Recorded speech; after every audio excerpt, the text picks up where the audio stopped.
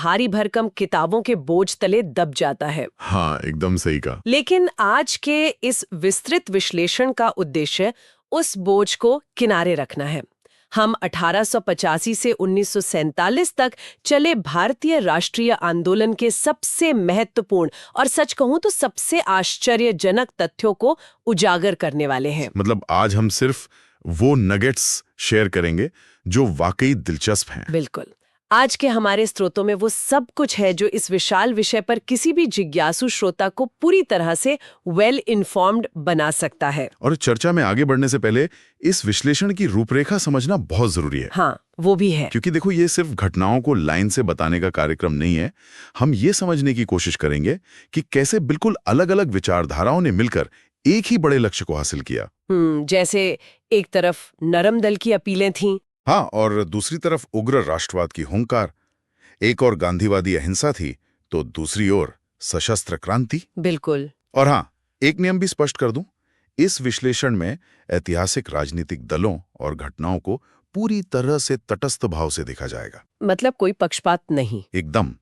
ये केवल मूल स्रोत सामग्री में दिए गए तथ्यों को समझने का एक प्रयास है। तो इस सफर की शुरुआत 1885 से करते हैं, जब A.O. ह्यूम ने, जो एक रिटायर्ड अंग्रेज अधिकारी थे, भारतीय राष्ट्रीय कांग्रेस की स्थापना की। हाँ, लेकिन यहाँ स्रोतों में एक बड़ा दिलचस्प आहा मोमेंट है। अरे हाँ, वो नाम वाला ना। बिल्कुल। शुरुआत में इस संस्था का नाम कांग्रेस था ही नहीं। इसका मूल नाम भारतीय राष्ट्रीय संघ रखा गया था। तो फिर ये कांग्रेस कैसे बना? वो दादाभाई नौरोजी के सुझाव पर पहले सम्मेलन में इसका नाम बदल दिया गया था। क्या बात है। और अगर हम 1885 से 1905 के दौर को देखें तो इसे उदारवादी युग कहा जाता है। मतलब? प्रार्थना पत्रों और अपीलों वाला समय। हाँ, नेताओं का मुख्य काम ब्रिटिश न्यायप्रियता में विश्वास जताते हुए सुधारों की मांग करना था। लेकिन 1905 आते आते एक बहुत बड़ा वैचारिक बदलाव दिखा। उग्र राष्ट्रवाद का युग शुरू हुआ 1905 से 1909 के बीच। बिल्कुल, क्योंकि पंजाब के युवाओं को, जिनमें अजीत सिंह, सूफी अंबा प्रसाद और लाला लाजपत राय शामिल थे, उनको लगा कि अंग्रेज इन शांतिपूर्ण अपीलों से मानने वाले नहीं है। एकदम सही। उन्हें यह तरीका एक तरह की राजनीतिक भिक्षावृत्ति लगने लगा था। और फिर अंग्रेजों ने भी तो अपनी चाल चली। 20 जुलाई 1905 को लॉर्ड कर्जन ने बंगाल विभाजन की घोषणा कर दी, जो कि 16 अक्टूबर से लागू होना था। हाँ, और इसका आधार जनसांख्यिकीय विभाजन था। पूर्वी बंगाल जहां मुस्लिम बहुसंख्यक थे और पश्चिम बंगाल जहां हिंदू बहुसंख्यक थे। और इसके सांस्कृतिक प्रभाव को समझना ज्यादा जरूरी है कि आखिर ये इतना मायने क्यों रखता है। 16 अक्टूबर को शोक दिवस मनाया गया था ना। हाँ, लोगों ने सड़कों पर उतरकर वंदे मातरम गाया और हिंदू मुस्लिम एकता के लिए एक दूसरे को राखी बांधी। और एक और हैरान करने वाला तथ्य स्रोतों से मिलता है। इसी उथल पुथल के बीच रविंद्रनाथ टैगोर ने अमार सुनार बांग्ला लिखा था, जो आगे चलकर 1971 में बांग्लादेश का राष्ट्रगान बना। सोचिए, कला का प्रभाव कितना गहरा होता है। खैर, 1906 में दादाभाई नौरोजी ने पहली बार स्पष्ट रूप से स्वराज की मांग की। लेकिन कांग्रेस के अंदर दरार आ चुकी थी। 1907 का सूरत अधिवेशन। बिल्कुल। नरम दल वाले रास बिहारी घोष को अध्यक्ष बनाना चाहते थे और गरम दल वाले लाला लाजपत राय को। इसी पर बंटवारा हो गया। और जब कांग्रेस बट रही थी तब 1906 में ही मुस्लिम लीग की स्थापना हो गई। हाँ, आगा खान का शिमला में लॉर्ड मिंटो से मिलना और फिर ढाका के नवाब सलीमुल्लाह द्वारा मुस्लिम लीग की घोषणा। यहाँ स्रोतों में एक बहुत बारीक अंतर भी है ना। हाँ, वकारुल मुल्क मुस्ताक हुसैन प्रथम अध्यक्ष थे, लेकिन नवाब सलीमुल्लाह इसके संस्थापक अध्यक्ष थे। और इसी संस्था ने 1908 में पृथक निर्वाचक मंडल की मांग रखी, जिसे 1909 के मार्ले मिंटो सुधार में अंग्रेजों ने मान भी लिया। फूट डालो और राज करो की पक्की नींव। फिर 1911 में एक बड़ा इवेंट हुआ, दिल्ली दरबार। लॉर्ड हार्डिंग ने जॉर्ज पंचम के लिए इसका आयोजन किया था। और वहीं बंगाल विभाजन रद्द करने की घोषणा हुई और राजधानी कलकत्ता से दिल्ली ट्रांसफर हो गई, आधिकारिक रूप से 1912 में। इसके बाद 1914 में प्रथम विश्व युद्ध शुरू हो गया। और यहाँ एक दिलचस्प विरोधाभास है। गांधी जी ने सेना में भर्ती के लिए लोगों को प्रोत्साहित किया। हाँ, उन्हें लगा कि संकट में साथ देने से अंग्रेज बाद में भारत को रियायतें देंगे। इसी वजह से उन्हें अंग्रेजों ने केसर हिंद की उपाधि दी और आम लोग तो उन्हें भर्ती कराने वाला सार्जेंट तक कहने लगे थे। इसी बीच देश के अंदर होम रूल आंदोलन जोर पकड़ रहा था।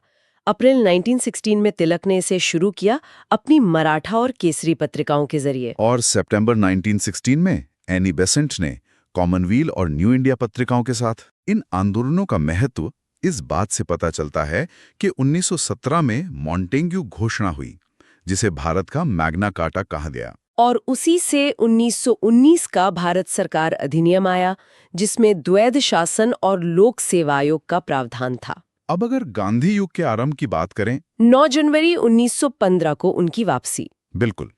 हालांकि उनका विजन तो 1909 की किताब हिंद स्वराज में ही साफ हो गया था। उनकी शुरुआती 3 आंदोलनों को स्रोतों में क्रोनोलॉजिकल क्रम में बहुत अच्छे से समझाया गया है। तो सबसे पहले 1917 का चंपारण सत्याग्रह। हाँ, तिनकठिया पद्धति के खिलाफ, जहां टैगोर ने उन्हें पहली बार महात्मा कहा था। फिर 1918 का खेड़ा सत्याग्रह। इतिहासकार हार्डिमैन के अनुसार ये पहला वास्तविक किसान सत्याग्रह था। और तीसरा था अहमदाबाद मिल श्रमिक सत्याग्रह, जहां 35% बोनस की मांग थी और गांधी जी ने भारत में अपनी पहली भूख हड़ताल की थी। ये सब चल ही रहा था कि अंग्रेजों ने 1919 में रॉलेट एक्ट ला दिया। बिना अपील, बिना वकील, बिना दलील वाला कानून। और उसी के विरोध के चलते 13 अप्रैल 1919 का वो भयानक जलियांवाला बाग हत्याकांड हुआ। जनरल डायर के निर्देश पर करीब 1000 लोगों की मौत। उस घटना ने तो पूरे देश की दिशा ही बदल कर रख दी। इसी क्षोभ से 1920 में असहयोग आंदोलन शुरू हुआ, जो बहुत बड़ा जन आंदोलन था।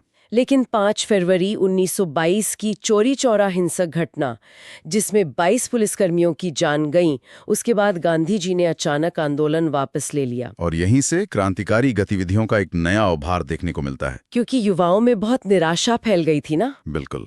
हालांकि क्रांतिकारी आंदोलन का प्रथम चरण अगर हम देखें तो 1907 से 1917 के बीच ही शुरू हो चुका था। हाँ, स्रोतों में जिक्र है कि 1897 में ही चापेकर बंधुओं ने रैंड की हत्या कर दी थी। और 1902 में अनुशीलन समिति बनी। 1908 का मुजफ्फरपुर कांड भी बहुत अहम है, जिसमें सबसे कम उम्र के शहीद खुदीराम बोस को फांसी हुई और प्रफुल्ल चाकी ने आत्महत्या कर ली। और 1912 में तो सीधे लॉर्ड हार्डिंग पर बम फेंका गया था। रासबिहारी बोस का वो दिल्ली षड्यंत्र केस, जिसमें दीनानाथ सरकारी गवाह बन गया था। ये तो देश के अंदर की बात हुई।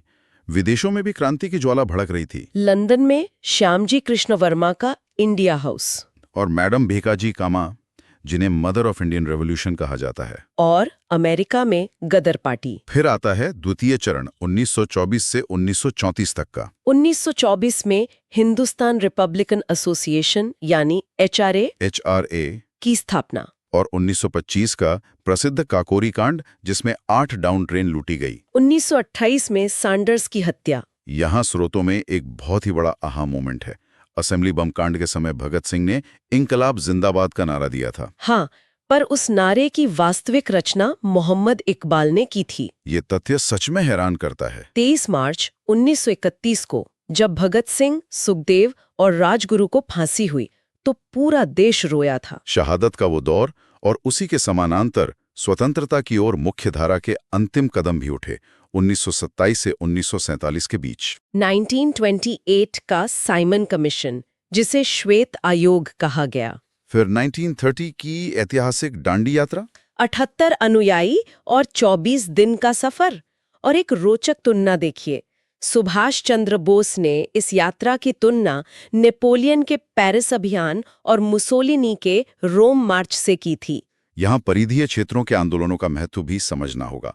पश्चिमोत्तर सीमा प्रांत में खान अब्दुल गफार खान का लाल कुर्ती दल, और मणिपुर में 13 साल की बच्ची गैडन ल्यू का आंदोलन, जवाहरलाल नेहरू ने उन्हें रानी की उपाधि दी थी। फिर 1931 का गांधी इरविन समझौता हुआ। सांप्रदायिक पंचायत आया, जिसमें दलितों के लिए 148 प्रांतीय और 18% केंद्रीय सीटें आरक्षित की गईं। और फिर 1942 का भारत छोड़ो आंदोलन, जहां अहिंसा के पुजारी ने करो या मरो का नारा दे दिया। उसी वक्त बाहर से सुभाष चंद्र बोस का संघर्ष चल रहा था।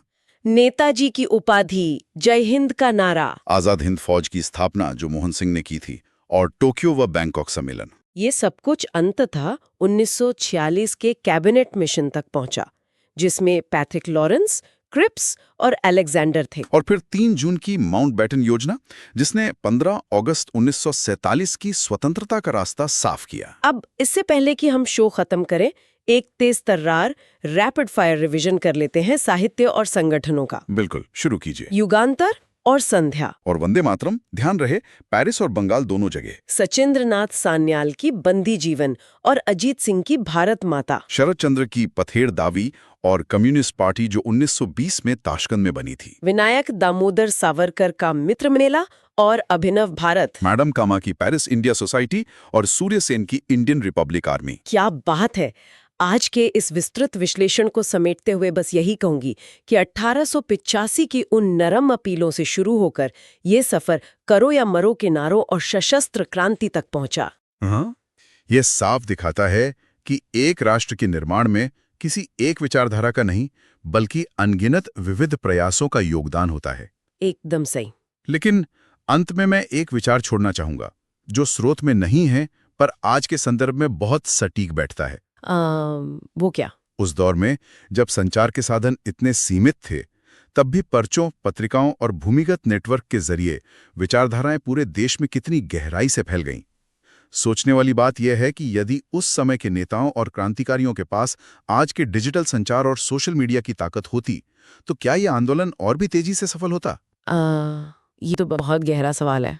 या फिर आज की तरह इंफॉर्मेशन ओवरलोड के कारण यह आंदोलन एक दिशा में चलने के बजाय छोटे छोटे गुटों में बंटकर रह जाता? वाह, ये सचमुच सोचने पर मजबूर कर देता है कि तकनीक वरदान होती या शाप। तो इस गहरे सवाल को हम श्रोताओं के मन में छोड़ते हैं। हमेशा नई चीजें सीखते रहिए, जिज्ञासु बने रहिए और इतिहास के पन्नों में छिपे नगेट्स को तलाशते रहिए। आज के डीप डाइव में बस इतना ही।